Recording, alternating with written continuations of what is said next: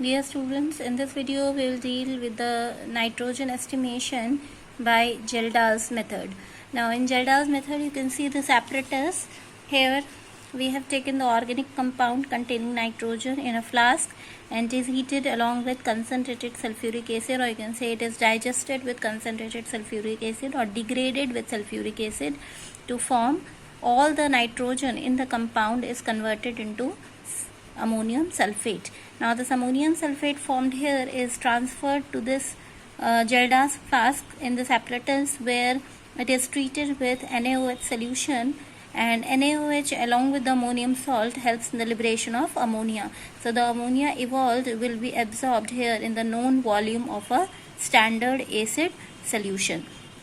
Now how we will determine this by the ammonia amount of ammonia evolved contain how much nitrogen, that we will determine by titrating the used the NaOH solution with the acid solution with the NaOH solution and find the amount of the unused acid.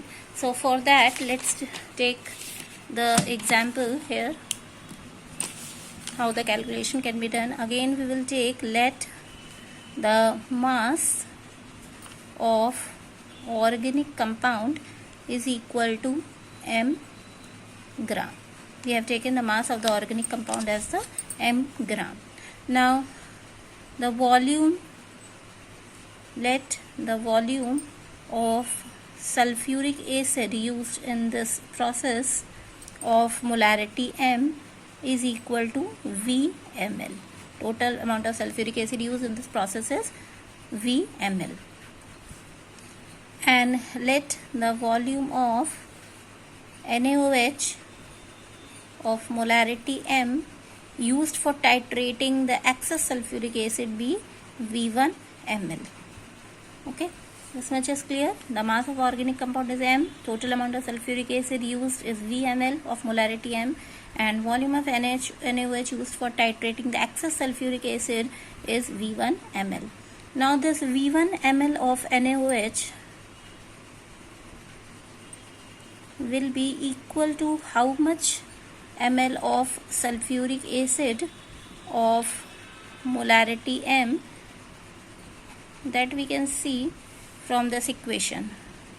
NaOH when react with sulfuric acid gives you Na2SO4 plus water, and now when you balance it, we put 2 here. This is the equation. Now you can see if there is 1 volume of sulfuric acid, there is double the volume of NaOH. So if there is 1 volume of NaOH, there is half the volume of sulfuric acid. So here we will put V1 by 2. That is V1 by 2 ml of sulfuric acid of molarity m will be equal to V1 ml of NaOH. So therefore the volume of unused sulfuric acid is, obviously total volume was V and the used volume is V1 by 2. So you will subtract both and will get the unused volume of sulfuric acid. Total volume was V and V1 by 2 is the used sulfuric acid. So the unused sulfuric acid will get by of molarity m is V minus V1 by 2.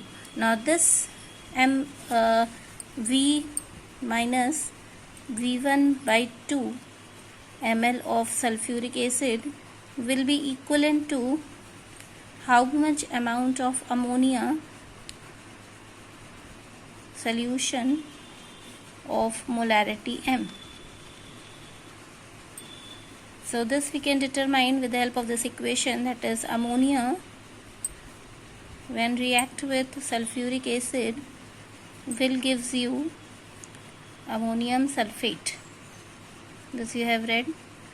So here 1 volume of sulfuric acid, so there is double the volume of ammonia used. So here we will use 2 and V minus V1 by 2 is the volume of ammonia used. So this much is the volume of ammonia. Now we have to determine the weight of the nitrogen in this volume of ammonia. So 1000 ml of 1 m ammonia contains how much nitrogen? 14 gram nitrogen. So this much amount of ammonia will contain how much? That is 2 V minus V1 by 2 ml of ammonia will cross multiply 14 into 2 V minus V1 by 2 into m divided by 1000. So this is the weight of the nitrogen in the given volume of ammonia solution. Now to calculate the percentage of nitrogen, it is very easy. Again, the weight of nitrogen upon total weight of compound into 100. So the formula will be 14, or you can say 1.4. Okay, first let's put the value as it is, 14 into m into 2 V minus V1 by 2 divided by 1000 divided by total weight of the compound m into 100. So if you will solve it further, you will get 1.4 into m into 2 V minus V1 by 2 upon m. So this is the percentage of nitrogen.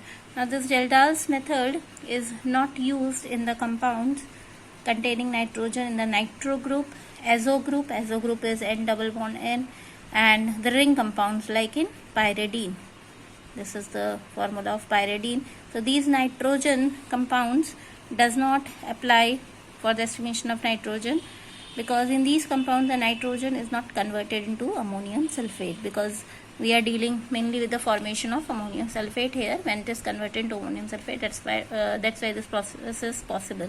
So this method, Gelder's method, is not used for these azo compounds, nitro compounds and ring compounds containing nitrogen. It isn't really used for the estimation of nitrogen in fertilizers, drugs, medicines and foodstuffs. In that case, if you have nitrogen, then we can estimate it by the Gelder's method. In the next video, we will deal with the estimation of halogens by Carius method.